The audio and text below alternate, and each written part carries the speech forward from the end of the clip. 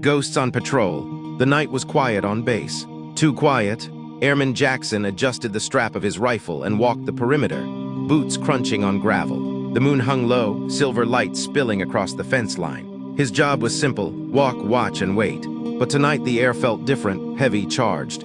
He passed the old gatehouse, abandoned decades ago.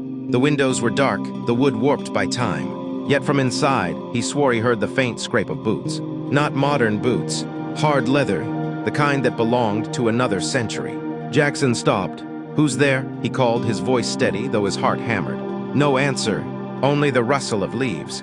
Then he saw them, figures stepping out of the shadows, ghostly, pale and dressed in faded blue coats and tricorn hats, their muskets slung over their shoulders. Revolutionary war soldiers. They didn't look at him. They marched past in silence, faces grim, eyes fixed forward. Jackson froze, watching as they crossed the lot and vanished like smoke. He blinked. Gone. The night was still again, but the silence pressed harder now. Jackson continued his patrol, trying to shake the chill. Maybe it was the lack of sleep.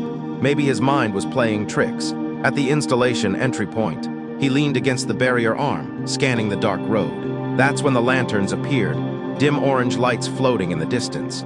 One by one, they grew brighter until shapes emerged. Civil War soldiers this time, gray and blue uniforms both. They walked together, shoulder to shoulder, rifles at rest. Their faces were weary, eyes hollow, skin pale as ash. Jackson swallowed hard. These men weren't enemies anymore. They were brothers in death. One ghost broke rank, a Union sergeant tall with a thick beard.